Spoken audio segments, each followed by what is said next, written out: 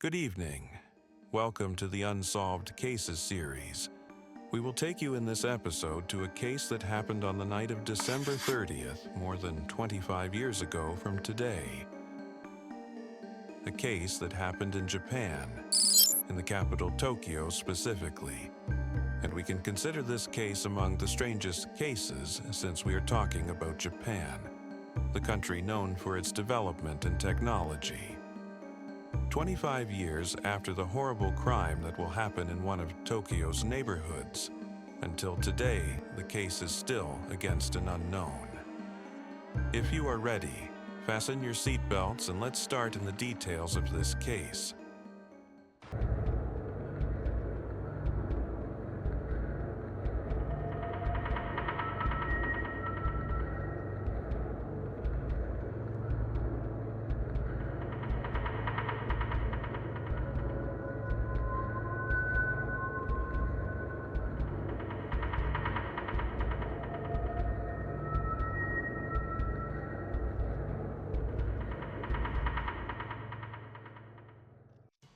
So, our story tonight takes us to Tokyo, in this beautiful Japanese capital, one of the neighborhoods located there, a neighborhood where people and families present their started to leave, a family after another, because the municipality is expanding a special skating park in this neighborhood.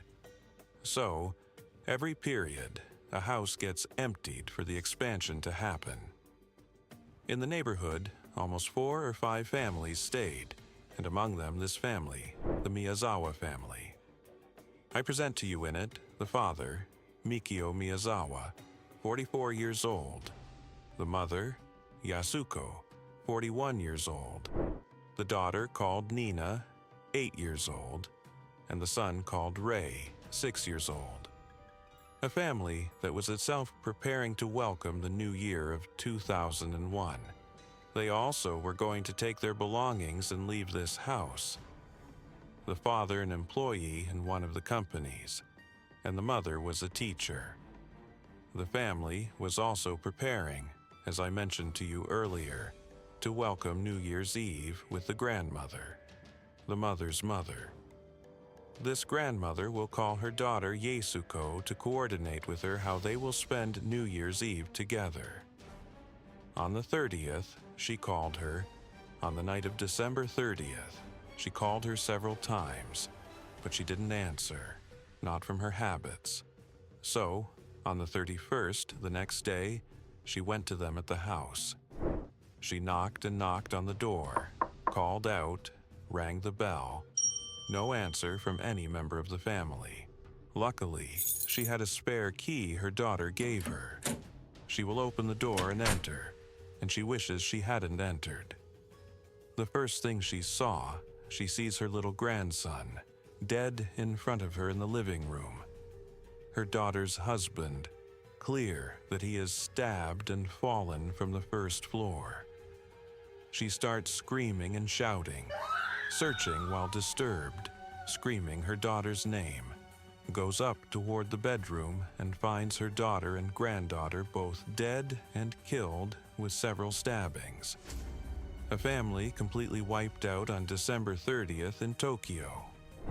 A case that will shake the Japanese capital, and the investigations start immediately. And truly, the investigations from the beginning will be ideal. They will almost find everything. First, investigators knew from where the criminal entered the house. There's a broken window. A window clearly broken using a branch. From it, apparently, the criminal entered. The branch is there, the window broken, and the window looks directly at the living room, the place where the little boy was found killed. Apparently, and as investigators imagined, as soon as this criminal entered, he found the little boy, finished him. Then after that, the father. It seems that he heard his son or the sound of the window breaking, came out of his office on the first floor to see what's happening. The criminal saw him, stabbed him, and threw him from above, from the first floor. Then from there, he went to the mother and her daughter in their room. where they were sleeping and killed them. This scenario was put. Then later, we imagine that things will advance to reach knowing the criminal quickly, especially since the police will say they reached very interesting data and evidence in this case. You need to know that the criminal in this case left all the evidence and proofs. Is there a criminal who commits a crime, then leaves all his clothes at the crime scene? Almost all his clothes were found in the house. He changed his clothes, changed his shoes, changed his pants, changed his jacket, even had a belt bag. He removed it also and left it in the house. And from these clothes, the police will reach determining exactly his physical body shape. They will say that this man is about 1 meter 70 centimeters tall, and they start searching. But the search will give no result.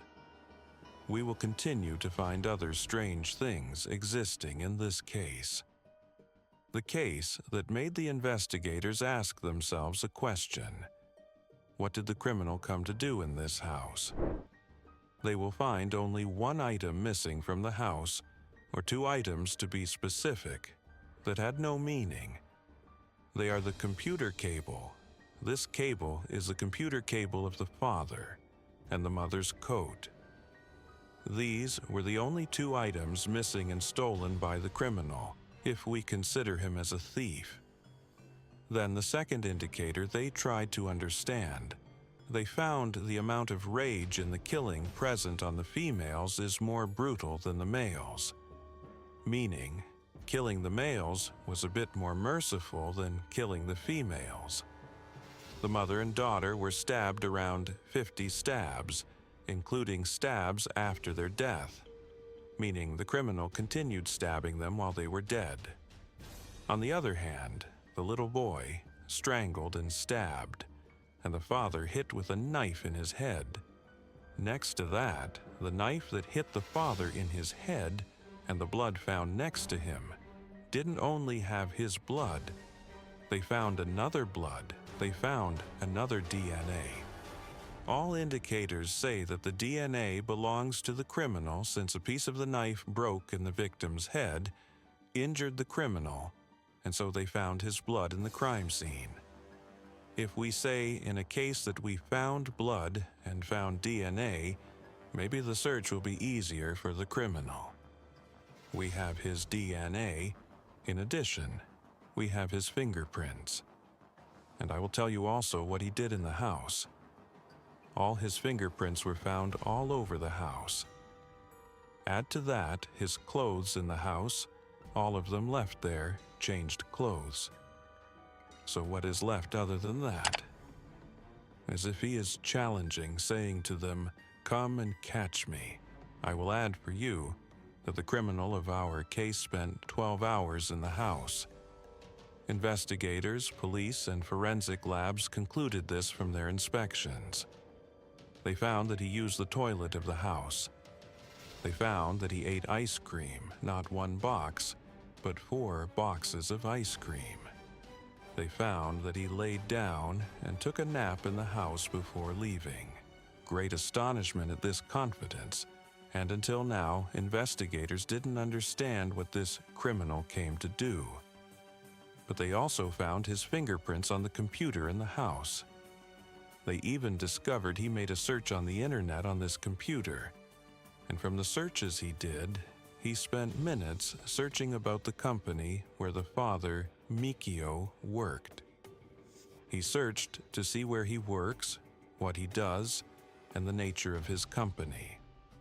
All these indicators will be collected by Japanese police. They advanced a lot in this case. How? By the clothes and data they found, and from them drew a composite sketch with eyewitnesses, because there were people who said they saw someone wearing these clothes and described him. By the DNA and the blood found in the crime scene, they even reached to determine genetically this criminal. What is his composition? His blood type is A. They say his mother likely is from Western Europe, and his father from East Asia, possibly Korean, Chinese, or even Japanese. They started analyzing. The victim's house is a small distance away from a military base in Japan, where people train, specifically South Koreans train there. So, the story started to get clearer of what might have happened. They said, this man we are talking about, they determined first that he is a male man. His height is 1 meter 70 centimeters. His age is ranged between the 20s or 30s. This was concluded from his clothes, his shoes, and his DNA. Then, he can be Korean, since there's a military base where Koreans train not far from the place. From here, the theories started. And you may ask, since they found all this clues, fingerprints, and DNA, can't they put his data in their database and find him? No. Because in Japan, unlike many countries, they don't record everyone's fingerprints. In Japan, they take fingerprints only of people with criminal records. So, they don't have a fingerprint database. The DNA, same thing. They can't have your DNA unless you were arrested in a previous case, and they took your DNA and stored it in the database. Otherwise, they don't have it. For this reason, in this strange case, despite all they had of data and evidence about the criminal, it's as if the criminal, first, knew all this, knew they don't have any previous data about him, and second, wanted to challenge them. We usually see cases where a crime has no indicators, or the criminal cleaned the place and left no evidence. But on the contrary, this criminal left them all the evidence, walked around in the house, did what he wanted, ate, slept, killed the family members, took a nap, woke up, and no one identified him. A case that will take a big shift, to the point that Japanese authorities will ask South Korean authorities to check these fingerprints and DNA in their database. And despite that, no result. As if he is a ghost. More than 25 years on this case, and every year in this city, Japanese authorities republish the pictures of the clothes, republish the data they have about this criminal. But for more than 20 years, the case is still registered against an unknown. Till this day, no one knows who and why this family was wiped out. I await for your comment about this exciting case. And did you notice that sometimes, despite all the data and advanced means, in a very advanced country owning all the technology you can imagine in your mind, still, a criminal leaves them all the evidence, and they don't identify him? Don't forget to subscribe, to like this episode if you really did enjoy it, and share it with your closed ones to help us grow the family. And stay tuned for our next episode where we will tell the story of a serial killer from a particular type. A serial killer that's obsessed with high heels. Don't miss it.